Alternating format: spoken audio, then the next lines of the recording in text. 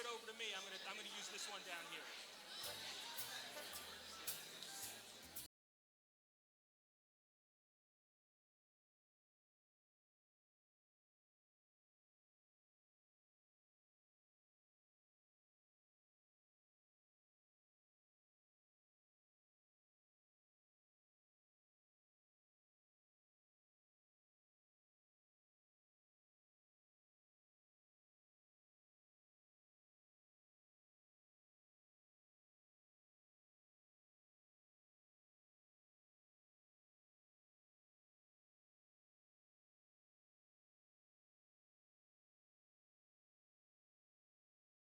Good evening. My name is Marty Pascal. I'm principal here at Derby High School. I want to thank everybody for coming out for our mayoral debate. I want to say thank you to Eugene and Ethan for putting this all together. It's great to have everybody coming out. For those of you who haven't been here to the high school in a few years, welcome. I like to think we're doing some really nice things here. I'm just going to go over some logistical items. There are fire exits located here and in the back. Restrooms are right outside. If you walk out this door, they're basically diagonal across. There's also a water fountain out there. If you have any issues or needs, just come find me. I'll be more than happy to work on that for you. Other than that, I want to say thank you to some students that are out there. Also, the registrars are outside. If you want to register to vote, you can do so right here. I actually was saying how I remembered registering for this when I was in high school, so it's a great opportunity. So I'm going to pass this over to Eugene, and thank you everybody for coming out.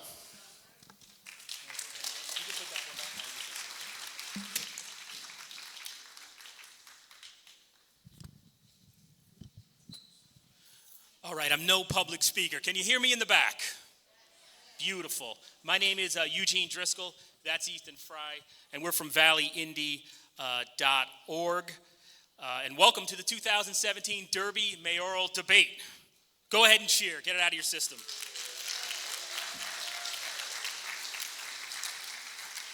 You're from Derby. They're from Derby. I live in Derby. This is a good thing for Derby. Without further ado, let's bring out the candidates.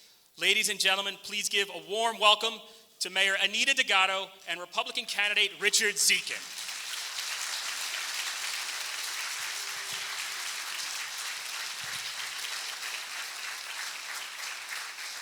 Stay standing for 1 second. Sure.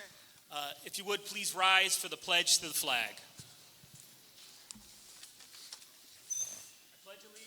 To the flag of the United States of America and to the republic for which it stands, one nation, under God, indivisible, with liberty and justice for all.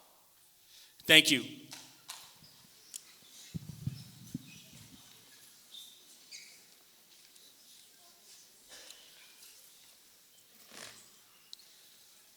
Okay.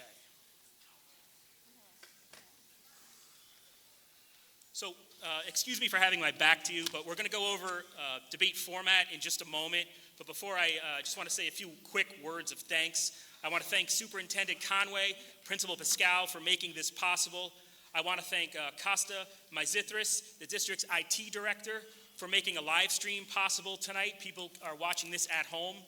And finally, I want to thank the campaign managers for being so easy to work with, particularly both campaigns, as I blow that. But about the format. The format tonight was a team effort. It was created by the Valley Indy and the campaigns. Part 1 will feature opening statements, no more than 3 minutes. Part 2, a question will be posed by a Derby High School student. Part 3, the candidates will question each other. The Valley Indy has not seen those questions in advance. Part 4, the candidates answer questions posed by the Valley Indy. The candidates have not seen our questions. The public had the opportunity to suggest questions in advance through email. Hopefully you'll hear some of those questions tonight. And then part 5 will end with closing statements. We have a lot to cover. I reserve 2 hours. Therefore, the campaigns and I ask that you keep the noise level down. Please hold your applause until the end. I can't stress that enough. Let us begin. The opening statement from each candidate, like I said, is limited to 3 minutes. Immediately prior to starting, we flipped a coin to see who would deliver the first opening statement. Richard Zekin will be giving the first opening statement. Mr. Zekin, the floor is yours. Thank you, Eugene. Good evening, ladies and gentlemen. My name is Rich Zekin, and I believe Derby needs a fresh start. That's the reason I'm running for mayor, to get the city moving in the right direction. For those who don't know my background, let me give you a quick. I'm married to Kristen Zekin for almost 9 years. I was born and raised in Derby, and I went to Derby High School. After high school, I joined the United States Air Force, where I served faithfully and honorably for over 5 years, and I have an honorable discharge. I came back to Derby, and I joined the Hamden Police Department for 24 years, 17 of which I was an accident reconstructionist, handling fatal and serious motor vehicle accidents. Now, my job as a fatal accident reconstructionist was to use certain information to help bring closures to families. They wanted clarity and answer after a tragic event to find out what happened. A lot of ways, that is a situation we as taxpayers are facing in Derby. We're all scratching our heads, wondering what went wrong. Why are taxes increasing? Why is our grand list falling? Why are savings nearly spent? And why can't we seem to get things moving? I want to provide you with not only answers, but also real-life solutions to some of the problems facing Derby. And the biggest solution I offer is leadership. After my military and law enforcement career, I served on the Board of Taxation and the Board of Aldermen. I've also gotten some valuable experience as Director of Constituent Services over in Ansonia, which is a fancy way of saying I was Mayor David Concetti's right-hand man, and dealt directly with the residents on a daily basis. I've been in charge of the 500-member Catholic War Veterans Post here in Derby, and currently serve on the Board of Trustees for the Connecticut Department of Veterans Affairs. I have leadership experience to produce results in any setting, be it the military, out in the community, or within the walls of City Hall. The city of Derby needs a leader that can be rallied behind, because it's undeniable that we are struggling, heading in the wrong direction. We need City Hall to put bottom line results over lip service, and put the future of Derby over political bickering that has come to define this current administration. I look forward to discussing the issues tonight, including the need for a new resort-oriented approach to economic development. Our taxpayers have been waited long enough for progress. This is so important because a successful economic development program is the only long-term solution to prevent the crushing tax increases that are hurting our residents, especially seniors and those fixed incomes. I called for this debate because I think it's important that as candidates, we're available to the voters, and I look forward to having an honest conversation with Anita tonight. Sorry. No, that's okay, and I apologize for the bell. You didn't tell me about the bell, Eugene. The bell is a surprise. Mayor Delgado, your opening statement when you're ready. Hello, everyone. Thank you all for attending this evening. Public speaking, I hate it, as most of you probably do. As mayor, I like to do the work and stay out of the limelight, but tonight's debate is very important to the future of our city. During campaigns, a lot of misinformation is spread about different issues concerning our city. That is why I would like to take this opportunity to address some of the concerns that my opponent will be talking about tonight. You're going to hear that the grand list has dropped $32 million.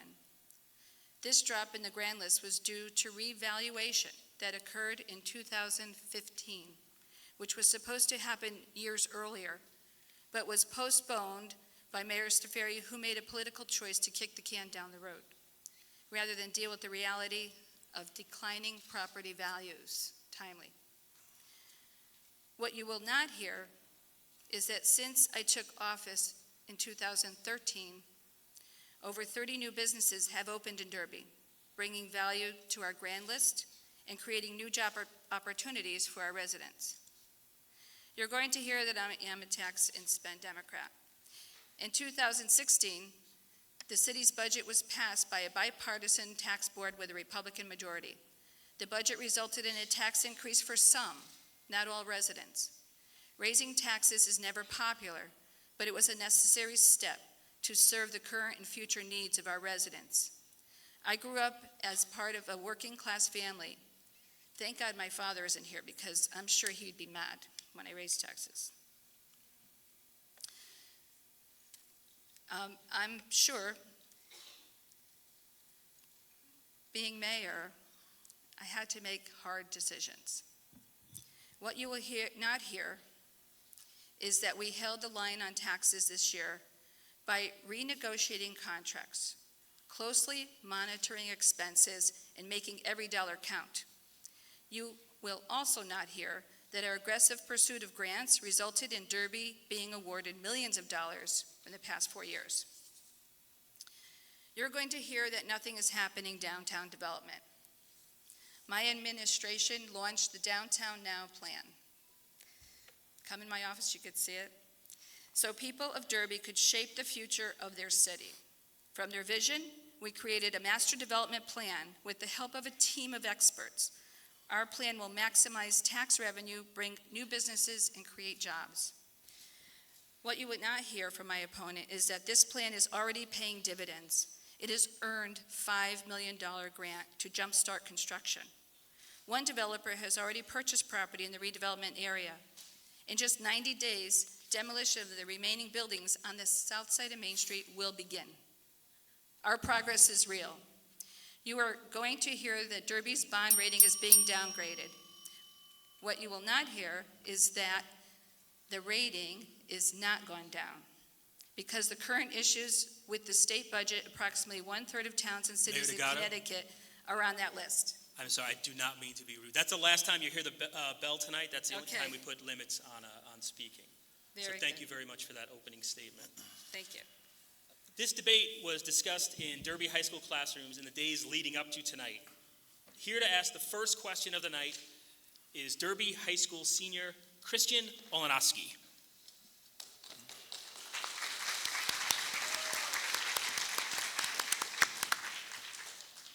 Hello. My question is, what will you First question is going to go to Mr. Zekin. what will you do to help the education system in Derby? Thank you, Christian. That's a great question. I will continue, as when I was on the tax board, to continue supporting education. I think we are very lucky to have Dr. Conway here as our superintendent in this school. He is doing phenomenal work here with his staff, bringing in grants and helping the students in this. I appreciate what the Board of Education has done for this school, and I appreciate what the students and the teachers have done to raise their scores, because that is all on the people that I mentioned right there. It's all you're doing. It's the teachers, Board of Education, and the Dr. Conway. Don't let anybody fool you that someone else came in here and is taking credit for what you did, the hard work that you did. I will continue to support the school system. I will continue to work with Dr. Conway, and that's what I will do for education. Thank you. Did you have a follow-up for Mr. Zekin? No, that was it. And then you could ask the same question to Mayor Degato. I should repeat it so she can. What will you do to help the education system in Derby? Okay. The education system in Derby is very exclusive. Dr. Conway, again, I agree with Mr. Zekin that he is creative to help our school system have more opportunities, not using tax dollars with his creativity in the grants. But he has also done other things. He has brought in school, Ray's Academy. He brought the Little Academy. It's bringing more opportunities for the students, the high school students, to have more opportunities. And we want to continue that. By our Downtown Now and the activity going on Downtown Now with our Advanced Manufacturing Training Center, that's hopefully going to be in the new purchase property. The energy from that, Dr. Conway latched onto, and there's in the curriculum this year, there is advanced manufacturing programs in working with Housatonic Community College, and I think that is awesome. Of course, I will fund education to what the needs are. I've always been an advocate to giving the education what they need.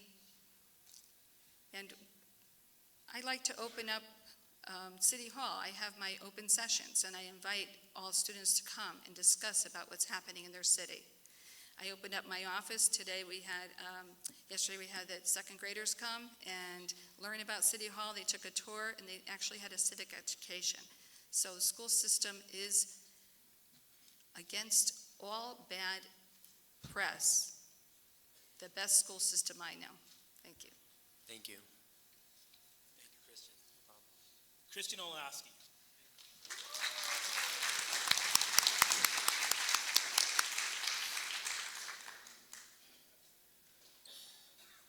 Okay, we're already at part 3 of this debate. The candidates were asked to come prepared with 3 questions to ask each other. Before we began, we chose names out of a hat to see who gets to pose the first question. Mr. Zekin, will you pose your first question to Mayor Delgado, please? Thank you, Eugene. Question number 1. There was a big divide in the Democratic Party in Derby. 7 out of the 8 Democratic aldermen and hundreds of Democratic residents supported Carmen DeCenzo in a very close primary. Why do you think that is? Well, we all know Derby is passionate with his politics in life, and I am the mayor, and the residents for the town committee and the aldermen, they are elected. I have to make tough decisions, not always popular, but I continue to do the best work for all the residents in the city of Derby. And because I did win the primary, I was represented by residents. Mr. Zekin, is there anything you want to counter in the mayor's answer? I see the way you work with the aldermen and the other boards is that there's no communication. You do things, and next thing you know, it comes up that, oh my God, I just did this. And the aldermen are sitting there going, Anita, why didn't you talk to us? Why didn't you tell us about that? Like in the last meeting, the $41,000 for the RS4 program that you knew had so much time before to explain to the aldermen and let them know this is coming up, but you basically handcuffed them September 28th when they had to have a vote in by October 1st, and if they didn't, we were going to get fined, again, by the state for another reason. So why don't you communicate with your boards?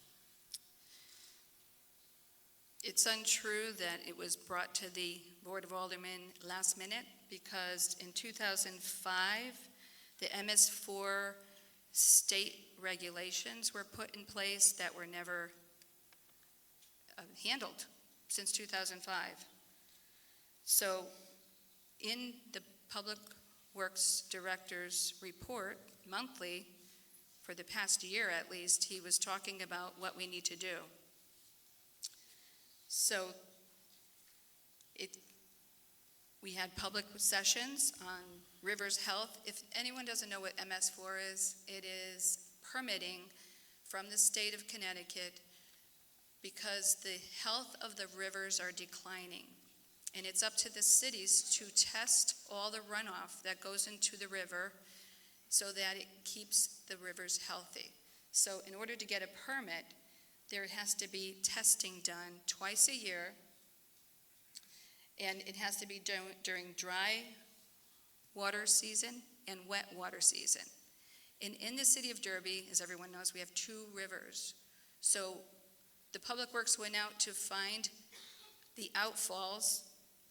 They identified 50. We hired Anchor because they are the professionals, and that's what we need to do to satisfy the permit. Anchor Engineering identified 83 outfalls. So 83 outfalls have to be mapped. They have to have a GPS coordinate, and twice a year they need to be tested. So we've been talking about this quite a while. It's been brought up in his report. What happened is that we were under an order to have the first testing completed October 1st, and it was a process where Public Works worked. Then we had to get an engineering firm to satisfy the order. Okay. Let's move on to our second question. Mayor Delgado, please ask your first question tonight of candidate Zekin. You are running on a slate with former Mayor of Derby, Anthony Staffieri, who is running for town treasurer, a key position in managing the city's finances. However, when my administration came into City Hall, we revealed a pattern of negligence, costly lawsuits, and blatant incompetence. Why do you think he is the right person for the job of treasurer? On our Republican ticket, I put up that I was going to run for mayor. We have a Republican town committee, and we have a Republican town chairman that people on our party, if they wish to get elected or wish to run for a certain seat, they put their name in it, and they were elected onto the ballot. So I didn't pick him personally, but he wanted to run for treasurer. He put his name on there. So he was elected by the caucus that we had there, and that's why you see his name on the ballot right now. Mayor Delgado, is there anything you want to counter No. in Mr. Zekin's response? No. No. Okay then, moving on. Mr. Zekin, please pose your second question of the night to Mayor Delgado. Mayor, how much time do you spend in your dental office compared to the time you spend in City Hall? Everyone knows I work half a day on Monday. I have 2 dental associates that take care of the office the rest of the time. I work at City Hall 80 hours, I'd say. I live over my dental practice, so if you count the time that I'm sitting there having dinner and doing bookwork, I mean, I am working for the city of Derby many hours. Are you thinking about full-time? Is that what you're saying? Well, you're saying 80 hours, so you're looking at 12 hours a day, 7 days a week? I am a mayor, no matter what time it is. That is a lifestyle right now, because no matter what time you are there, that phone calls come at any time of the day or night. I am a public servant, and I am available 24/7. I can hear. Okay, I understand 24/7. And it is a full-time, lifestyle change. There's still, okay, you're saying 80 hours. You have a practice to run. You still have to do your quarterlies. You go in there, see patients. I saw you that Saturday, you were doing cleanings and stuff like that. So you still have to make a living, I understand that.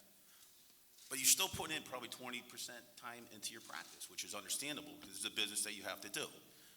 So that leaves you maybe 80% of time to actually do city business, to actually work to help the city get out of the financial mess that we're in. So I just find it confusing that you're saying you're doing 80 hours, and I know it's a 24/7 life change. It is. It has to be. And then if you're saying that you put in 80 hours, and these are the results that we're getting, then I don't think you're doing enough time in there. Mayor Delgado, can you? I'm just gonna ask. Yeah, you guys, please. We appreciate it. You guys, Gene, can I say? Could you please? The campaign and the Valley Indy decided beforehand to keep the noise level down. I can't do 2 things at once. That's really the reason. So please, Mayor, I want you get the last word on Okay, that subject if you want. I do. Go ahead. As the mayor of the city, you're the CEO, and you have people that are well qualified to do their jobs. To run a city is not a one-person job, but you do need to oversight and make sure everyone is working to the betterment of the city. Thank you. Mayor Delgado, please pose your second question of the night to candidate Zekin. You say that you will be able to cut taxes immediately. I'm sorry, what was that? You say that you will be able to cut taxes immediately. To anyone who has ever dealt with writing a budget, that means making cuts. How much are you looking to cut, and what line items would you start with? All right, I don't think I ever said that I was going to cut taxes immediately. Through my plan and through economic development and from what I want to do once I get in that office, hopefully we could stabilize it or keep it steady. I didn't say I was going to walk in, magic wand, and the taxes are going to go down, because there's going to be a lot of work to do to to fix this. How much? How much what? Are you going to cut taxes?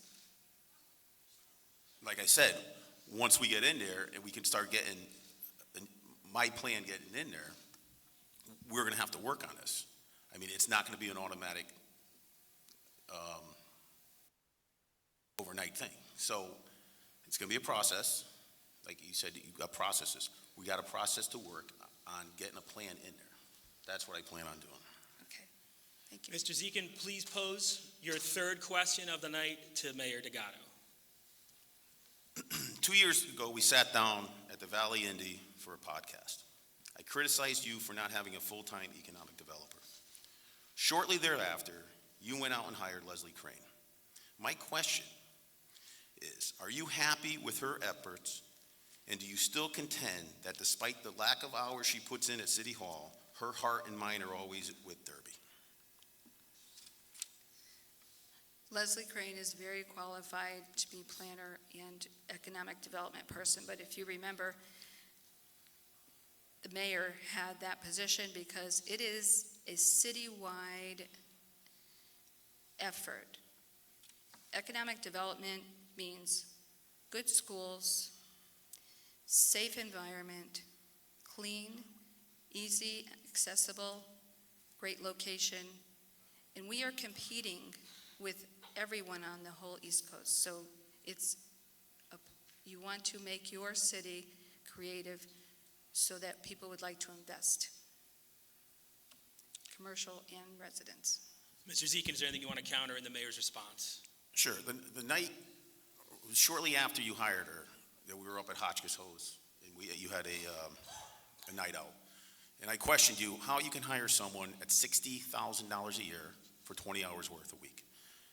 And you stated that you hired her for her brain power and that she was totally into Derby, even though she's not here in Derby, that she could be home, laying down, and she's dreaming and thinking about Derby.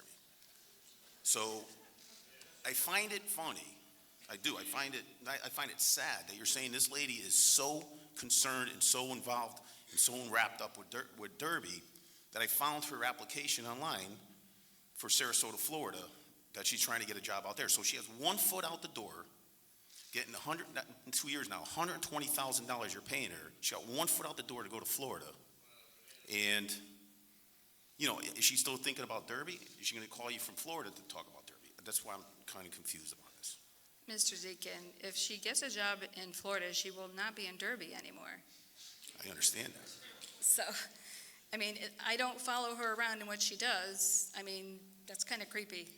But when she's in City Hall, she's doing her job, and I put her specifically in the land use office, which is the building department, planning and zoning assessor, to hear all applicants that come in, and she has been very valuable in pre-submission meetings with new developers, people thinking to come to purchase in Derby, and she has been excellent in her position.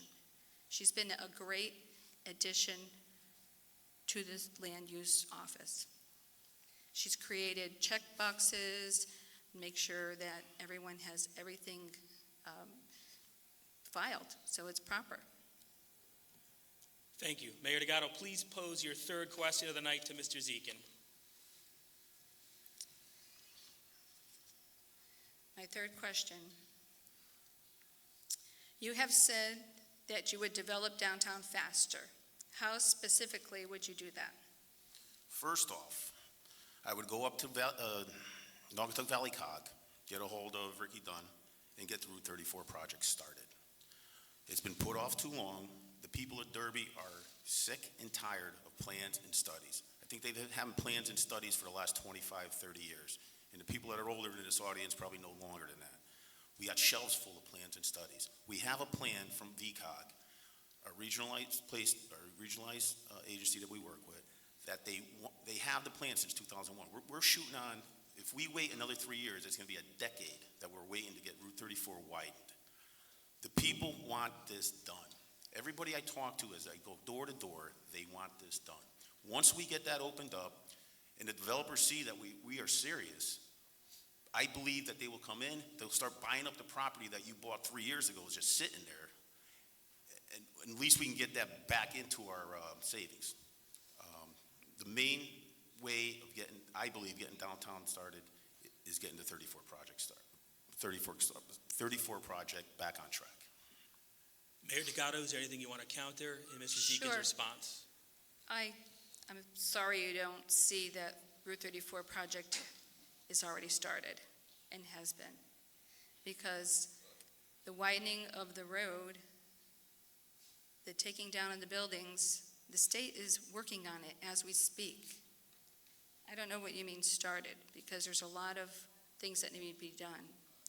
Now, along with the Route 34, and the reason that I brought the attention to the DOT, that we need to incorporate the new U Street Road so that they don't put a traffic light in the middle of a future intersection. And they understood that, and they are very happy with the information we gave them. So it's not only the Route 34, and you talked about the land that we bought, that didn't have anything to do with Route 34, so I don't understand what you're saying, the land that we bought. The Route 34 widening project is and has started and is real, working now. Mr. Zekin, final word on the subject. I'm talking about the Derby Feed project or property and the mechanical property that the city bought. That's going to be for the development eventually. But you also have a railroad spur through the center. You also have the sewage treatment plant in the back. So I went to those things. I went to your charrettes and I saw what we're planning on doing. And Can we have, please, sir, just till the end. And I believe when I say for the Route 34 project is actually shovels in the ground. And I know you just came out saying that the buildings are going to start taking down, which is great. Thank you. So I'm glad the state is coming in and finally moving forward with this. So I believe once we get this Route 34 project spread out, development can start on it. Thank you. Okay, thank you. Now moving on to part 4, and I just want to remind the audience, this is a school district. We're inside a school. I'd like to set a good example for the kids.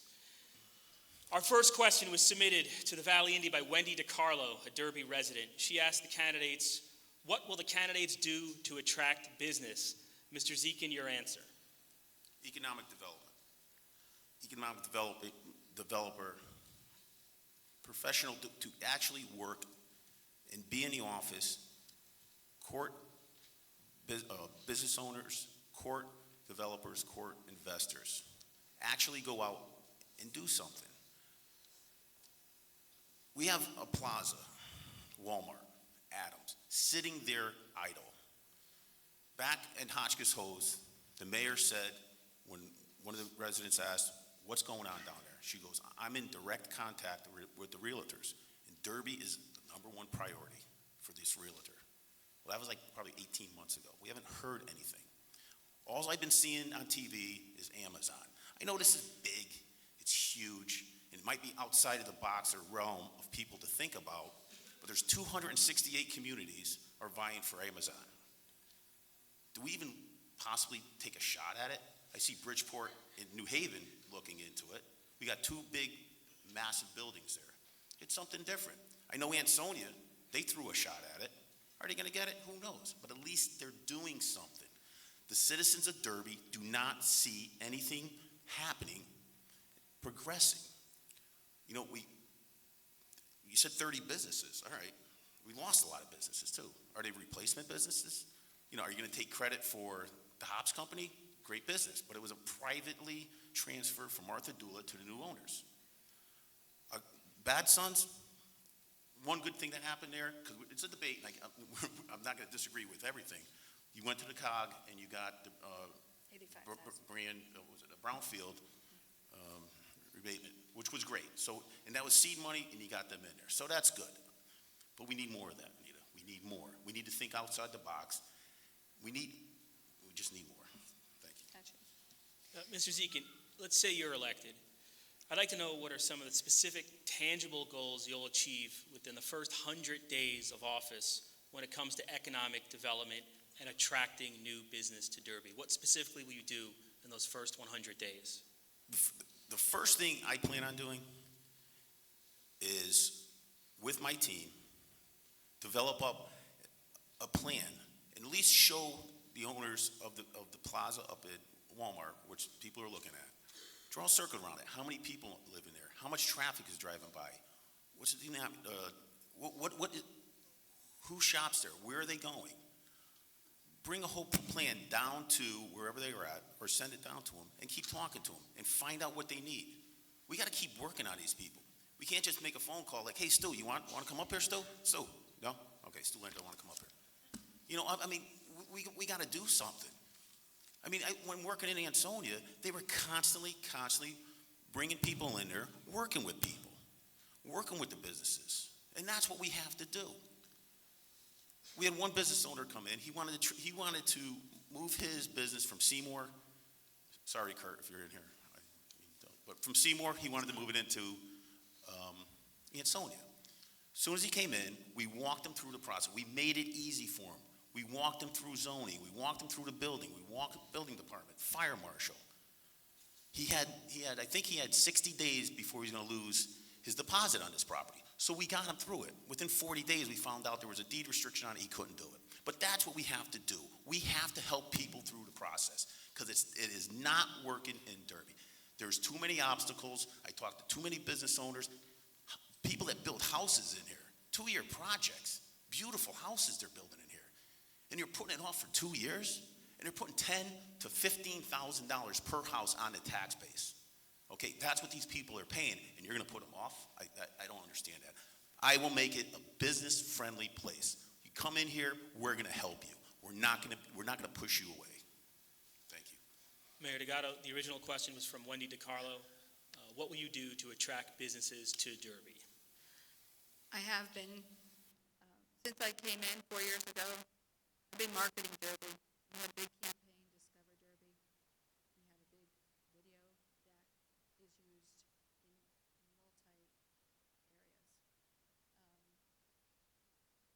Derby is different than Ansonia.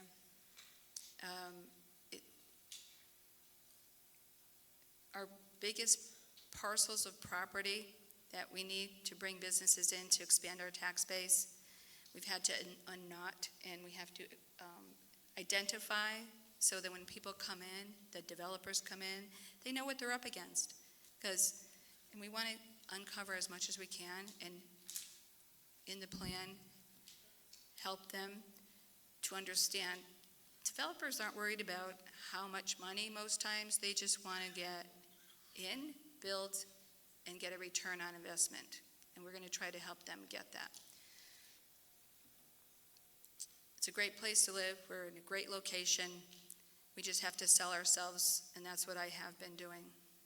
And then my follow-up question is similar to the one I asked Mr. Zekin. If you're elected for a third term, what will the voters in Derby see during your first 3 months of your newest term? What are your specific goals for those first 100 days in terms of economic development? Economic development, which is helping all taxpayers. And again, if we can expand tax base, more people paying for the costs in service to run the city is going to help everyone.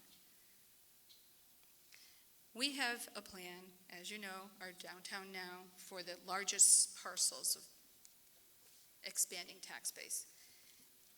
We're ready for execution. That $5 million is ready to put to work. It's a lot of coordination, a lot of checking all those boxes, doing everything the right way so we don't go backwards. So basically, in every plan, I mean, we've had to identify, make plans to get back into state and federal regulations. It's just execution, and I'm ready. Our work is far from done. Thank you. The second question tonight in this part is again from valleyindy.org reader. It's posed to both candidates again. It's from Alex Pisco, former city employee, received through email. He asks, what are your plans for the Derby parking garage? Good question. Number one, we had an authority in there taking it over, running it, and then the mayor's office took it over. And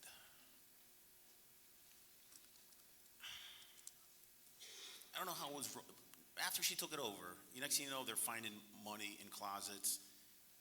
It really didn't seem like she was handling it that well. What I would do is go back to the developer that came in and was interested in downtown. He mentioned the garage. He mentioned bringing that into his development plan, which is interesting to look into, okay? I know he said he wanted to go very high, but definitely we were going to see he wants to scale it back, and he's still interested. Okay, we have a $9 million, they're saying, to potentially rehab that garage. $9 million. Listen, if we don't get the state money, we don't have the 1.6 that we need to put into this city. All right, so we don't have the $9 million to fix that up. We, once again, have to think outside the box and try to figure out what we can do with this thing. If a developer wants to come in here and take it aboard on his plan, let's do it. If he wants to throw in the Sterling Opera House and try to do something, let's do it. You know, what are we sitting on these things for? What are we waiting for? What are we afraid of? Let's do it. You know, I'm just saying, do it. So I would try, if he's still interested, get him in here and see what he wants to do. Mayor D'Agato, what are your plans for the Derby parking garage? I've been working on the Derby parking garage since I've been in. We have applied for 2 grants. We were not awarded. I interviewed private companies to manage, little too expensive. We tried private developers to take it and repurpose it with some ideas. Maybe we had a developer come in and wanted to add a couple floors and investigated it and actually walked through with their engineer, and it never came to fruition. I do not know of any developer that had a formal application or interest with a formal plan that came to City Hall for them. The parking garage was dissolved by the authority. The authority dissolved itself, and the city had to absorb the expenses,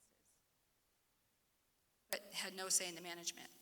So now the city is managing. We are saving money because Public Works is actually maintaining it, and we're using it as is. I did offer, I just gave an FOI to the Board of Aldermen about having automated card in, card out for entry and exit. And it's a great system, and it's online, so that restaurants can even actually buy online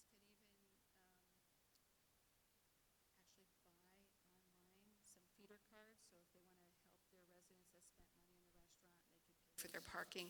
So these are ideas that we are exploring to make that parking garage use as it is, maintain it, and make it more efficient and probably get some more income on it. Right now, we've been saving quite a bit of money. Thank you. And then when Mr.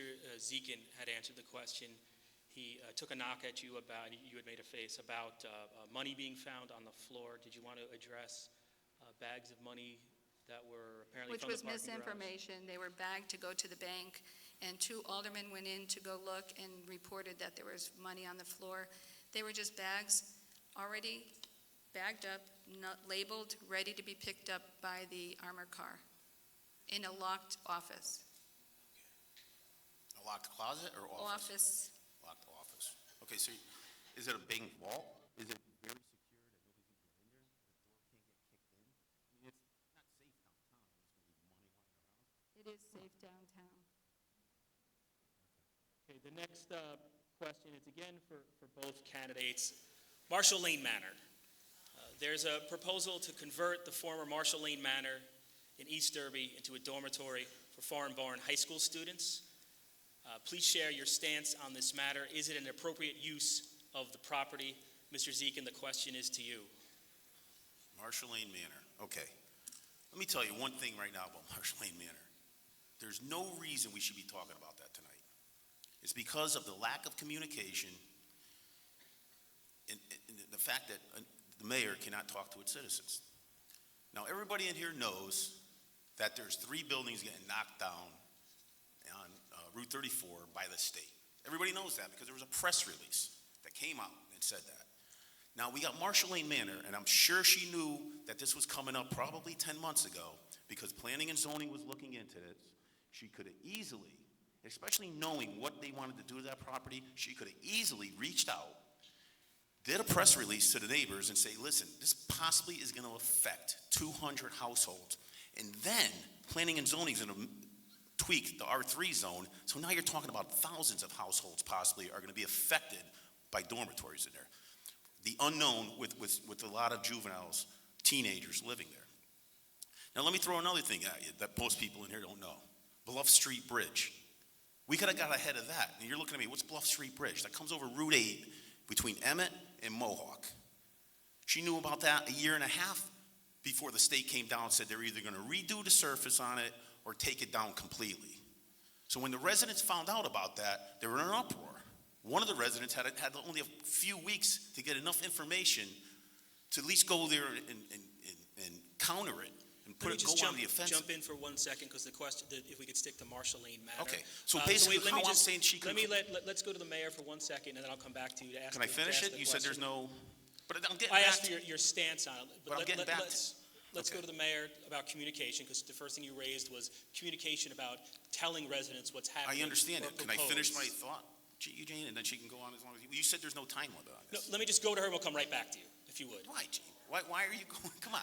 I'm almost done with it. Listen, All right, I mean, but I'm almost done with I asked for your stance. and you- this is you where it's raised coming something that about we should not communication. be. And this is why we shouldn't be here right now, because of a lack of communication. She has no problem doing a press release and saying buildings are coming down 2 weeks before the election. Wow, this is great. But she cannot communicate with the residents, letting them know that these major projects are coming like Marshall Lane Manor and the Bluff Street Bridge. All she had to do, like Ansonia, and I know she doesn't like me talking about Ansonia, if this happened in Ansonia, Mayor Cassetti would have did a code red, let the residents know. Because Marshall Lane Manor now, not only did she inconvenience the residents, but how about this developer that paid Dominic Thomas how many thousands of dollars to get this through the process and plans and this and that. And now, right before the last meeting when they changed everything, the residents all came down because of an orange flyer. If she did that 10 months, I'm sorry, I'm getting a little excited, but it's a very passionate point I got. If she did that prior, we wouldn't be here right now talking about it. So she needs to communicate with the people and communicate with the boards, and that's where I'm going with this. Now, let me just, the question was, what was your stance on Marshall Lane? As it So sits- I'm going to come back to that. As it sits, Let's give the mayor a chance to talk. Can you respond To to the state. candidate Zekin bringing up this lack of communication you allegedly had with neighborhoods, the neighborhood around Marshall Lane Manor? Zekin saying, why didn't you do more to talk to neighbors about what was going on? Planning and zoning did a text change for the Marshall Lane Manor nursing home.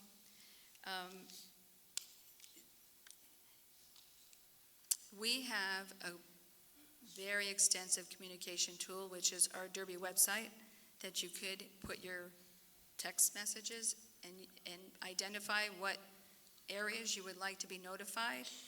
And our town clerk was really, he was there to collect all text messages. The text change and special permits and applications go through a very rigorous public portion, public sessions. Then if it is something that is difficult, news will travel and they come to City Hall to understand and be educated. Now, how I feel about, that was the question, is how I feel, or am I just answering his reaction to communication? Well, my question was, I wanted to know where you both stand on the issue. And basically, what I mean by that, put yourselves on the P and Z. Do you vote yes or do you vote no? Put myself on P and Z? Yes, hypothetically. Okay. And it's a complex situation, and I'll tell you, in the city of Derby, Derby gets a bad rap about being business-friendly because there are many, like industrial and commercial properties mixed in with residential. So when someone comes and would like to buy property in areas of residence, but they were used prior for businesses, they don't always fit. And that gets a bad rap because somebody who buys it and wants to rent it out, they can't rent it for what they thought they could because it doesn't fit. So this is a reason for zone changing. The Marshall Lane Manor itself had over 100 residents, and it had a big staff and regular visitors. To put in this school that they, or this dormitory, is the density is probably the same and less of an impact. Do I have personally a yes or no answer? I say that I, as mayor, have to hear all of the issues of everyone throughout the town, and that's my job to hear. Now, that's why the public session is there. And if I was on the planning and zoning, I'd be sitting there with the public session and hearing and vetting out everything that the residents are saying and reasons why. And I'll tell you that the text change got tweaked many times because of resident input. It was tweaked down to the concerns of the neighborhood. Now, me, single-family houses are allowed in the zone, as is. Simple. Other uses in that residential zone, I know Team was looking at that building. It would have been tax exempt, but it would have been allowed in the zone. So, to be creative, planning and zoning was just trying to be creative. Then back to my original question, Mr. Zekin, which was, what's your stance? You're on the P and Z, do you approve it, do you not approve it? As it sits right now, there's too many unknowns.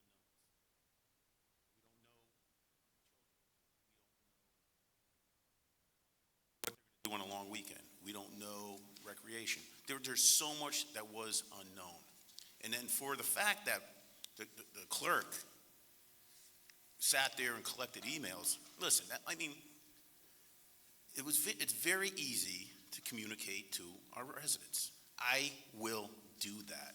If there's a major incident coming into this city, I'm not going to sit around and hide and say, oh my God, I didn't know this was coming.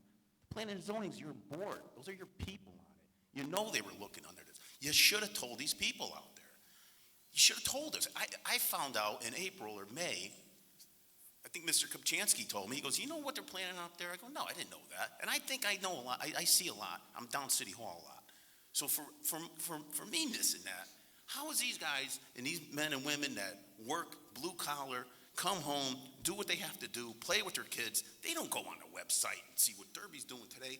They elect us to keep them informed. And that's what I'm going to do. And then, Mr. Zekin, I had a follow-up question to that. Could I just answer that? You can't predict what residents are up against or not. So, that's what public is for. And Mr. Zekin, we reported that you were connected to a lawsuit appealing the zoning change. At least your name is listed on. Can you detail your involvement in that appeal? They needed a surety on it in case their lawyer said they needed a surety on it, just in case there was if they appealed it and they found it was a frivolous case, I think that was it described, and it was $1,000 I had to put up, in case it goes to that. But I was just supporting them. No, that's a government rule. We're reporters. We're allowed to ask that question. Thank you, though. And please be quiet. But that's all I know about it. If you want to know from the plaintiffs or anything like that, I think the attorney Volo's here. You can contact him. I want to continue along this line of questioning. The Derby Planning and Zoning Commission, with this Marshall Lane Manor issue, held a few, quote, informal meetings, unquote, with the business owner before an application was formally submitted. The meetings were legal in that they were properly noticed and open to the public. But my question is, when you have a potential controversial development like this one, or an application like this one, is it not stacking the deck against the neighborhood and in favor of the applicant when these informal discussions are held? And it's Mr. Zekin, to you first. I think Are you saying it should have been a public hearing or just an informal hearing? Because if that's what I'm gathering it, that you want the input from the residents? I guess my question is, if the P&Z has this sort of, why not make it formal? Why have developers come in and kind of kick the tires around with these applications and possibly set it up in a manner that's... Exactly. I mean, that's great. And then, we got to figure out something up there. Somebody family owns that property, and I want to see something happen with it. But if they knew it was going to be 150 people on there, I mean, she mentioned that there was 120. Yeah, most of them, it was a convalescent home. Most of them didn't leave the room. And the ones that did were pushed out, and there was a couple that walked down Marshall Lane. So I don't want to hear that. It's like, it's the same quantity of people. Yeah, it is, but they're not going to be walking around. They're not young kids. It's just the unknown about this one that the residents don't know. Communication, we would not be talking about Marshall Lane right now. Because I believe the developer would have been like, oh my God, there's 200 people in here. We would have had to have the first meeting in here. There would have been that many people. They're not interested in that because it's an unknown and they're concerned. They're concerned about their property values. That's what I'm hearing when I go door to door up there. That's what they were worried about. And then, Mayor Delgado, about these informal discussions, this practice of informally discussing potential applications, do you think that's a good government in Derby? The informal discussions I don't understand, but it's a democratic process, and if things are happening in the city that you're against, there is a process, which is the appeal, which was taken. I mean, we just follow along because it is, we can't predict what's going to be popular or not popular. The informal discussions, I think, is just more that someone's willing to purchase a property and just finding a process to make their use fit. And if it doesn't fit and residents are not happy with it, then they need to be heard, which they are, and I'm listening. Okay. Let's talk about regionalization moving on. It's, again, a question for you both. In a story we published earlier this month, Derby City Treasurer Keith McLiverty had the following to say about the state budget and its impact on Derby. Quote, given the state is not fulfilling their statutory obligations, we have to act. One school district with Ansonia and Derby, one police department, and one public works department. Affordability is the answer for all of us. Given the budget struggles the tax board faces each year, what are your thoughts on consolidating or merging schools, police departments, or public works? Would that give taxpayers true savings? Mr. Zekin, to you. Well, actually, it definitely will, because now you're down to one public works director, one chief, one superintendent. I mean, the numbers right there just tell themselves. We already regionalize. We belong to the COG.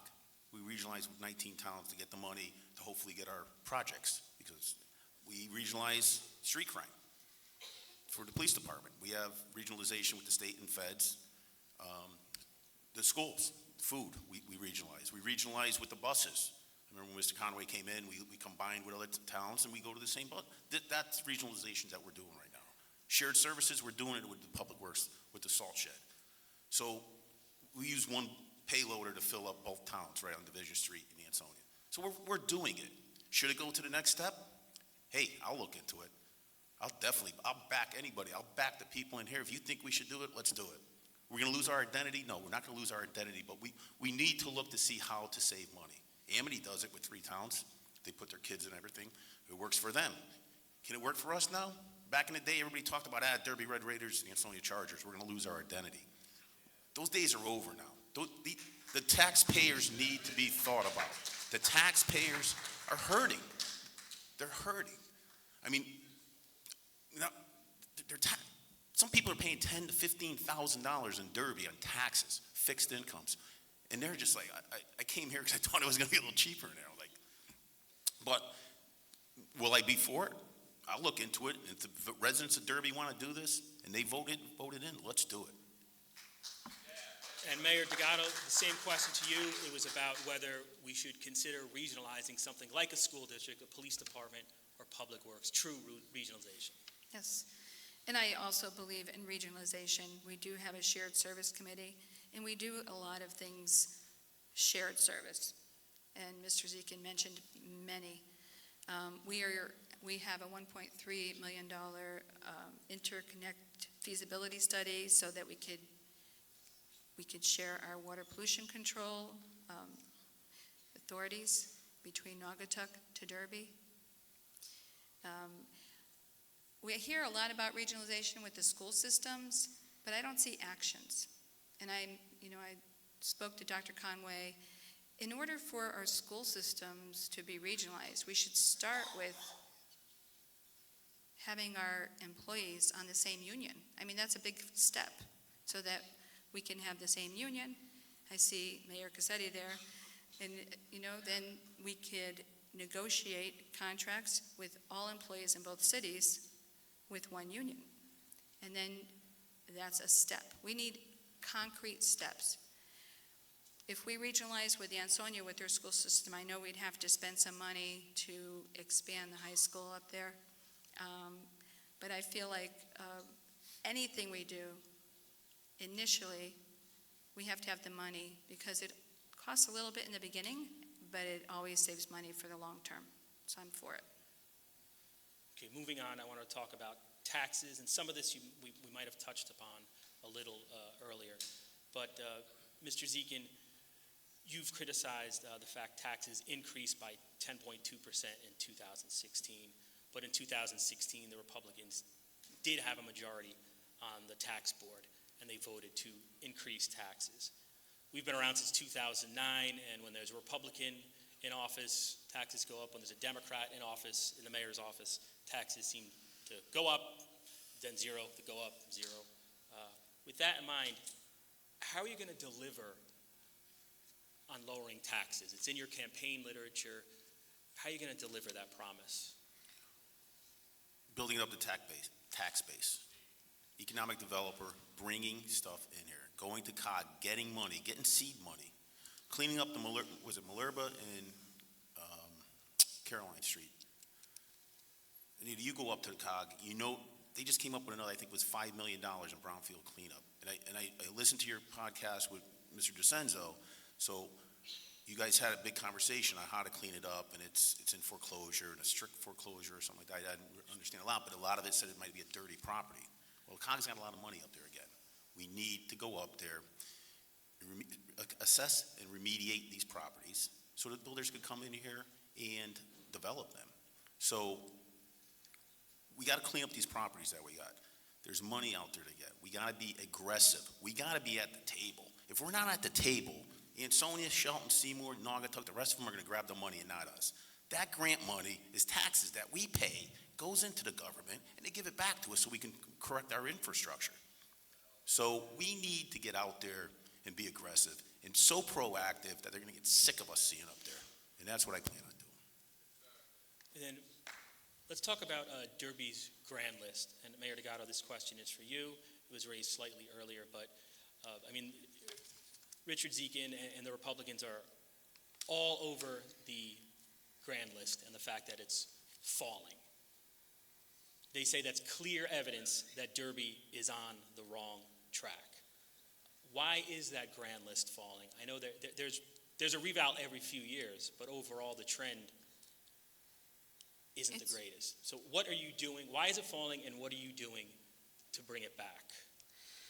The grand list is market value on one day, October 1st. And it's a number of properties, commercial, motor vehicle, residential. And the grand list did fall in 2015 because of revaluation, meaning property, real estate dropped. It's been stable right now. Pershing Drive was property and businesses that didn't exist when I came in. It's growing. When we build our U Street Road, we're going to have property to build on. That increases grand list.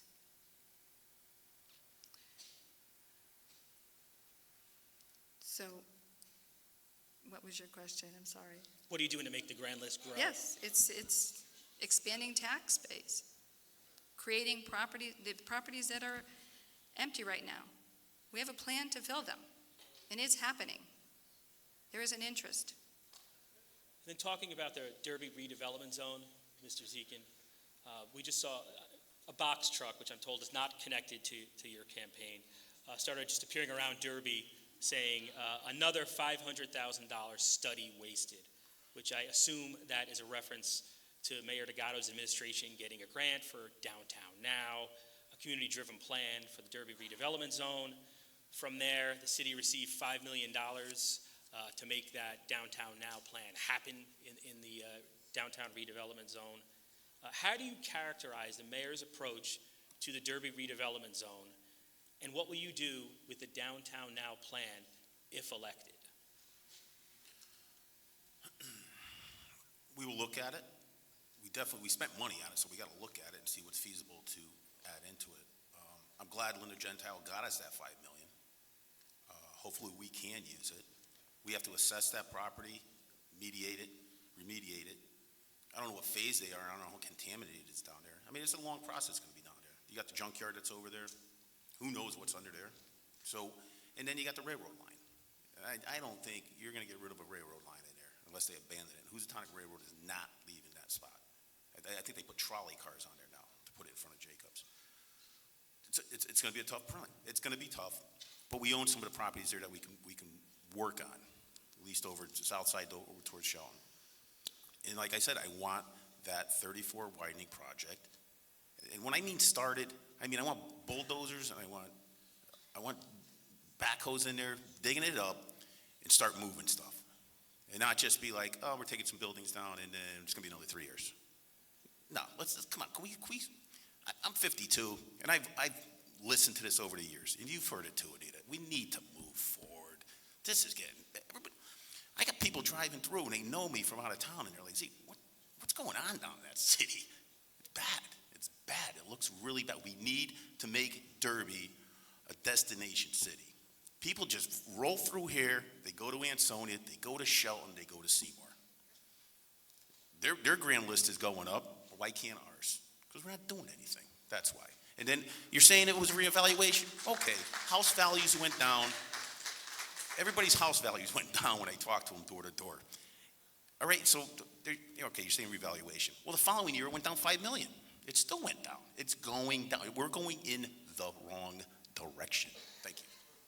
And then, Mayor Delgado, is the Downtown Now plan and this U Street design, I mean, obviously there is deep cynicism in the city because we've seen these plans over the years. Is this La La Land we're talking about? No. Or is this a plan that's going to happen? And when? It's resident-driven, and I don't know if Mr. Zekin has gone to any of the Yes, I have. input meetings over the 3 months. I was. I haven't seen you. I was. The residents said what they want to see there, and the plan is real. We have applied also for you said there's brownfield money. We have applied for brownfield money to assess what is there. We are waiting for a reply on that. The U Street shaped street is funded. It's ready. It's just a matter, there is no infrastructure there. That $5 million is to put sewers, electricity, water, get it ready, sidewalks, roads. That is happening. I don't understand why you say it's La La Land.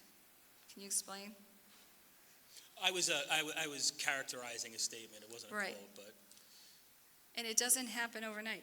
But the plan is in place, and when I am reelected, it is about execution.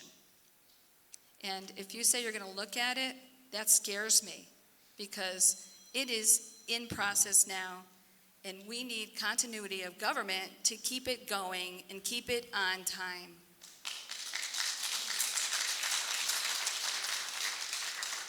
I wanted to ask next about the fund balance, which has been an issue in Derby. This is from Mayor Delgado. It's generally recommended that the city's fund balance or its reserve fund be kept around 8 to 10% of total government spending. But 2016, Derby's fund balance was at just 2.19%, the lowest it had been in about 8 years. Why is that fund balance so low, and is it a cause of concern for your office? The fund balance we have, everyone knows, is 2%. And what is not said is that our debt ratio is very low. So to say we don't have enough in our rainy day fund, the expenses are not as bad because we keep our debt ratio low. Now, where that has a problem with the fund balance is if we don't get our funding from the state of Connecticut. And that affects the bond rating, is what they're saying, because we don't have enough reserves. If you get not one bit of funding from the state, we will be in trouble. But we are on a watch for the bond rating. That fund balance is actually at the end of the audit from last year. The audit has not done for this year, and we are confident that money will be going back into the reserves. A lot of it is we are self-funded for medical insurance, and we have a reserve. Sometimes if the medical payments go over a certain amount, we get money back refunded to us. There's a stop loss. That money's coming back to the city, and it will fall to the fund balance. So to say that it is low, that was at the end of the audit, in our last audit, and we are in the process of doing our audit right now, and I am confident that we are a lot higher than what you see in that last audit. Mr. Zekin, this is an issue you brought up. Is there anything you want to add or counter? Speak to up a little, the rain. Oh, I'm sorry. Yeah, the is that rain? Yeah. Yes. Sorry. Are people still here? Is there anything you wanted to add or counter to the mayor's statement on the fund balance? I had said it was around 2%, which is thought to be low. Yeah, it's scary. Luckily, right now, because we're like wards of the state right now, I see it, because luckily the state legislators up there, it looks like they got a budget. So hopefully we're going to get what we need. And I hope we get that, because if we don't, we are in trouble. Because you got to come up with the money to fill in that void. And I'm praying and hoping that, but we shouldn't be in that position. We need to be responsible. We need to pull back a little bit. We need, find out wherever we can save. And what we got to do is like I was saying before, we got to get money coming in from the state from the grants. We got to build our tax base up. And we got to be so proactive and help these residents over here.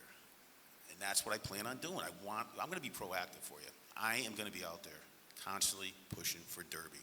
I do not want to see Derby as a drive-through town. It's sad that it is like that. So, Mayor Delgado, drive Mr. Zekin, I think you're in la-la land, because we are working on everything that you have explained and that you say you're going to do. We are doing it now. And we need continuity of government, because I've been planning from the beginning. I understand what residents want, and I am going to execute. I am executing today, and we're going to keep going. okay. Well, we don't see it, so. Then I wanted to ask, excuse me. Mr. Zekin, the next question is for you. It's about this concept of professional staff that can you hear me? Professional staff that you've brought up a little bit. Go ahead, I'm sorry. Yeah, sorry. You said you wanted to hire a professional full-time staff in City Hall. Can you tell us exactly what positions you hope to hire? And do you have any dollar amount on how much it'll cost to hire these people? The main position, economic developer, grant writer. After working in Ansonia and seeing the amount of money they bring in and how aggressively they go after it, it gave me hope that it could happen over here in Derby. Going into the building department, and I go in there a lot, and I don't see I don't know what she was. She was either a chief of staff, zoning officer, I don't know. She never came up with a title for me, but I think she was our economic developer. She was there, then she wasn't there.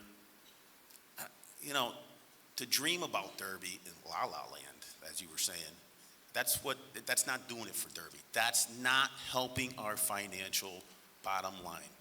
We need somebody there, full-time, working on getting the due that Derby deserves.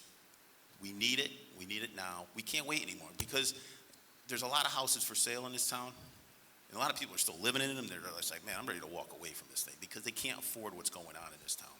So we just got to continue to work harder, and I will do that. Mayor Delgado, in terms of having a part-time chief of staff or economic development director, to Mr. Zekin's point, would it be better to have someone full-time in that position as Derby had previously?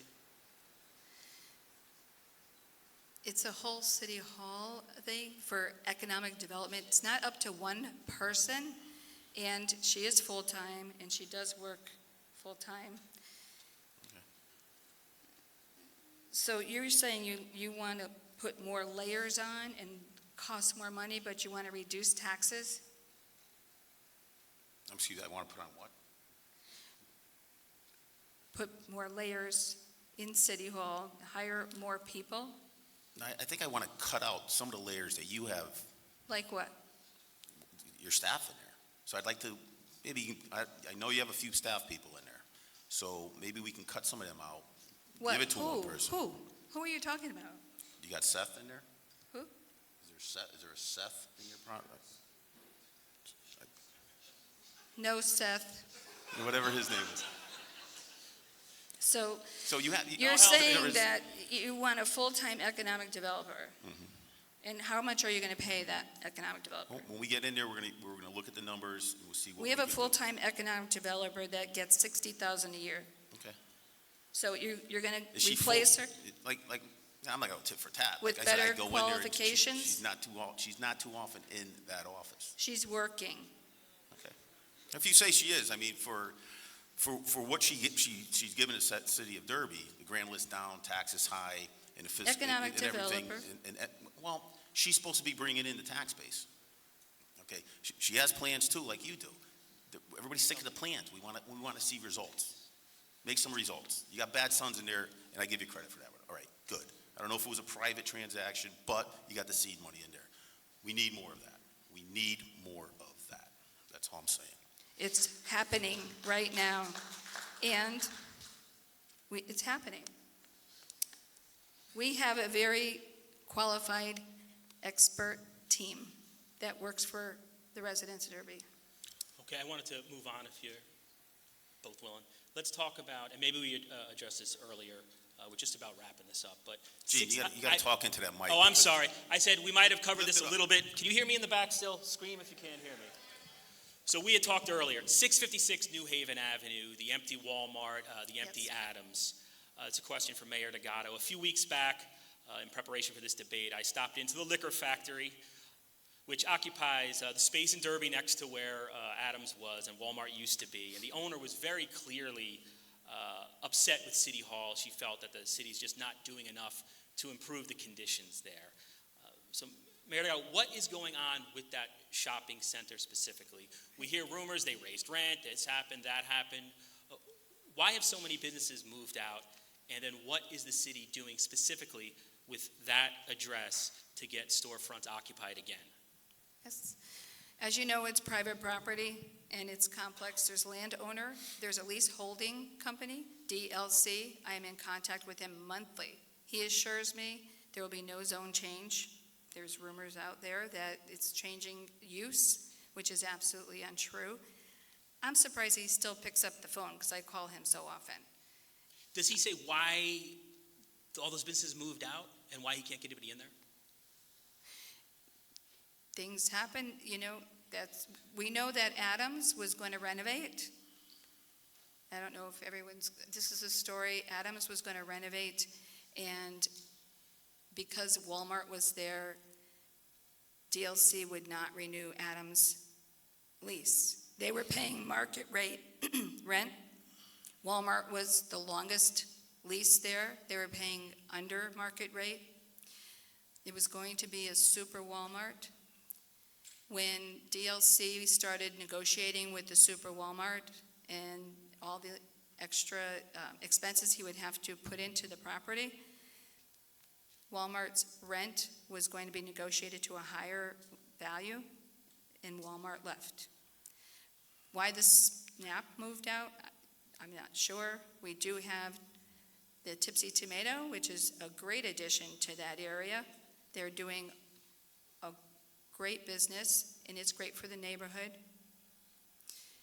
And where does this rank on your priority list of, in Am I terms of in things to priority? do in Derby? Yeah, getting that, Oh, or I'm trying very- to get whatever the government can do to influence to get somebody to go in there. I am active regularly with the leaseholder to help him. I give him some leads. They do shopping centers from Maine to New Jersey, and I was trying to get local grocery stores to go in there, and he says it's not value to him. I mean, it's a private business. He's looking to maximize his dollar. So they need businesses that he could have one company open 5 stores in all the shopping center he owns from Maine to New Jersey. I actively tried to speak to Stu Leonard Jr. You know, he wants to own property. I've been actively trying to be a partner to the DLC for the Walmart property. I understand it's an inconvenience for all the residents. I understand it wholeheartedly. But there is a contract being negotiated, and the vice president, they're done with their negotiations on their side. It is now in the renter's hands. I do not want to know who it is, because I said until that contract is signed and the ink is dry, I am not saying a word. Mr. Zekin, is there anything that you would do differently, or what would you do if elected to try to get tenants in there? Promote it, promote it, promote it. How? If there's any trade shows, which there are, go to them. Have your book that you got over there. Go there with a book and go, hey, this is what we got. But do the book for around the East That's Derby not the Plaza, real world, and go Mr. over here. Zekin. And go over here. It's Go not the to real them to world. each of these stores if they're interested. And I know they're backing down, but you got to keep pushing it out. I would have the whole area planned out, so they know what they're getting into. Like, they're going to know how many residents, how many potential customers, especially with the 20,000 cars that go down Route 34 every day. It's got to be desirable. It is desirable. Plus, you have a bus route. You can get people in for workers. So promote it. Gene. It's a business deal. No, I understand that, but you got to help them out. You're the mayor. Help them out. Help themselves. It's not hard if you go up there and talk to them. Hey, can I help you out? What do you need? I How just can we get this done? explained what I've been doing. I have been helping them. Okay, that's good. I'm glad you're going out there doing it. Thank you. Moving on, let's talk about crime. It's a question for you both. Anson Street, 6th Street, Hawkins, part of Lower Hawthorne Avenue, those streets have seen their share of violent crime over the years in Derby, perhaps more than their fair share. What can the government or the police department do to prevent crime in those neighborhoods? Mr. Zekin. As a former officer in Hampton, we were on the New Haven line, and we had our fair share down there. And we had plans, and we developed plans to counter the crime down there. Derby is a different entity here. It's smaller. We need to partner with the state, whatever federal organizations, the street crime units that we have, work with the chief and figure out some sort of, how should I say it, some sort of plan to get visibility there so they see the officers. Hopefully see them outside of the car. I know it's a small department, but there are ways to do it. I was there the day before they had the murder on Anson Street. I was walking the street. I walked Lafayette, Oak Street. Good people down there. I was in the store over there. They were surprised. They're looking at me. They thought I was a cop. I go, oh, I look like one. But they were just happy. They're like, you're running for mayor? I said, yeah. I go, what's going on there? My mother grew up on Oak Street. They're the residents of Derby. I want to be there for them. I want to help them out. And there were some really good people down there. I had a great time talking to them. I had a great time talking to everybody in all those distressed neighborhoods that we have, and I want to help them out. I will get with the chief, with my experience as a former officer in Hampton, and we will figure out a plan. We will get something done. We will get visibility. So people want to see the cops on the street, and criminals don't. If you park that car and you're doing a report on Anson Street, trust me, they don't want to stay next to you.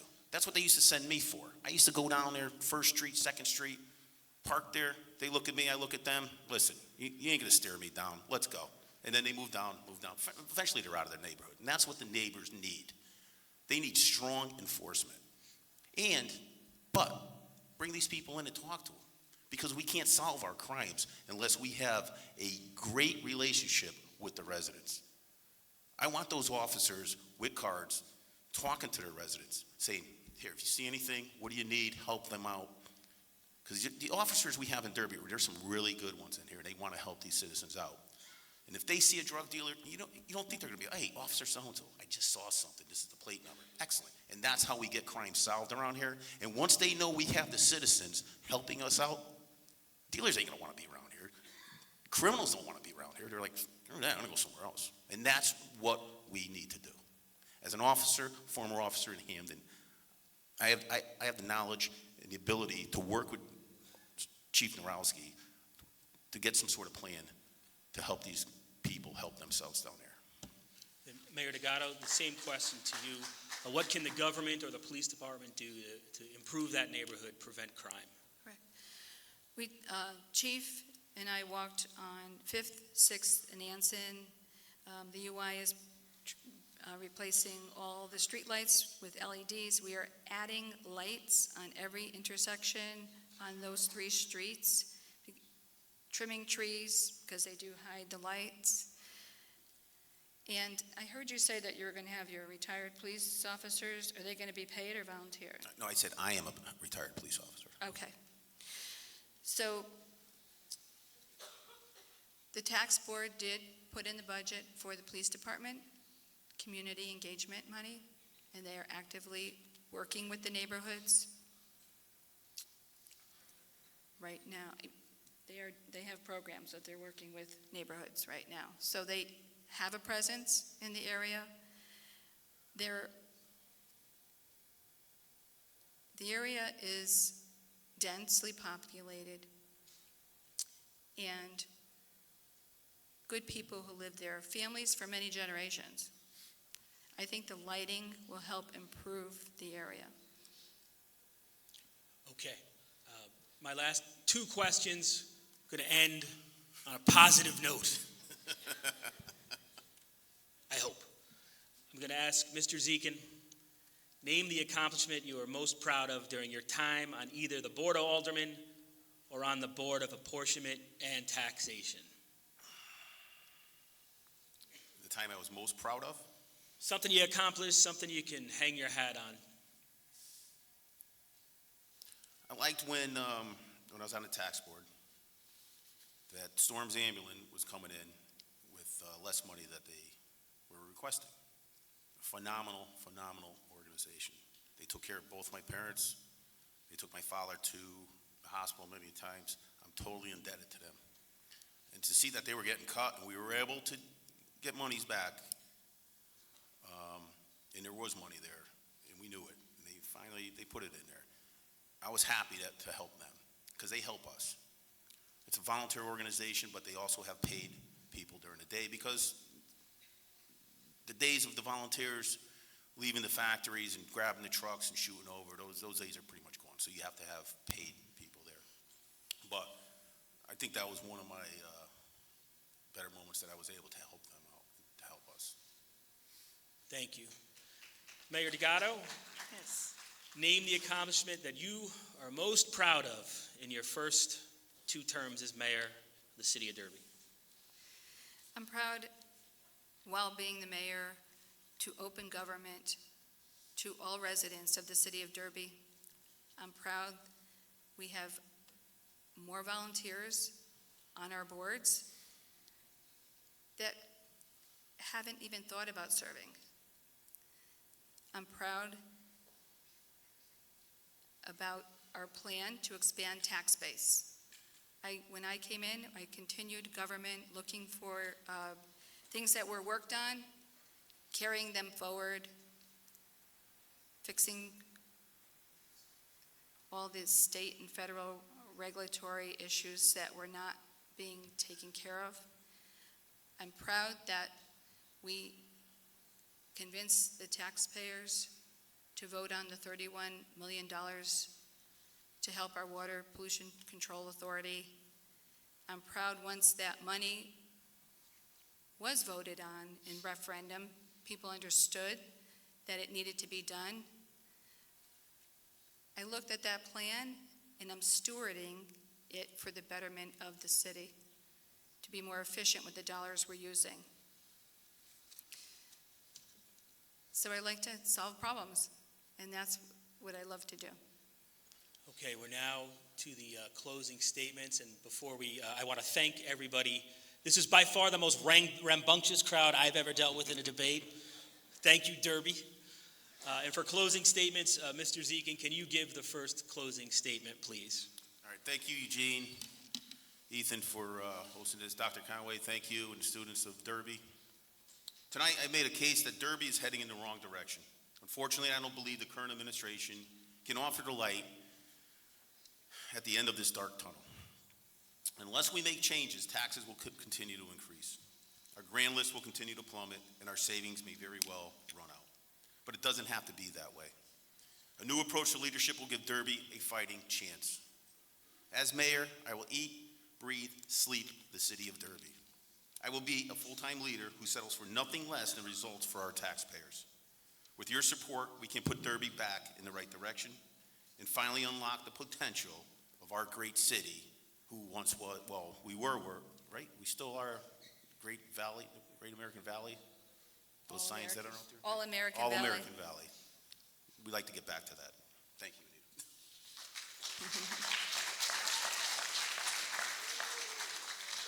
Thank you, candidate Zekin. Mayor Delgado, the floor is yours. Thank you.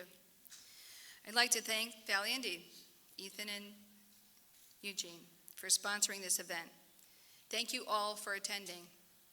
When I decided to run 4 years ago, I was motivated by my love for this city and its unrealized potential. This motivation has only grown over the past 4 years, and as we see real progress our city is making when things are done right. In a few days, you will be asked to choose the next mayor of Derby. It is a decision that should not be made lightly. I encourage you to reflect on my accomplishments, experience, and vision in contrast to my opponents. I encourage you to seek out the facts on the issues that matter most to you. Rather than listen to hearsay, my door is always open, as it has been over the past 4 years. A lot has been accomplished under my leadership, but my work is far from being done. Continuity is critical to maintaining our positive momentum. I respectfully ask for your support on November 7th so we can keep moving Derby forward. Thank you all. All right, that's a wrap. Thank you.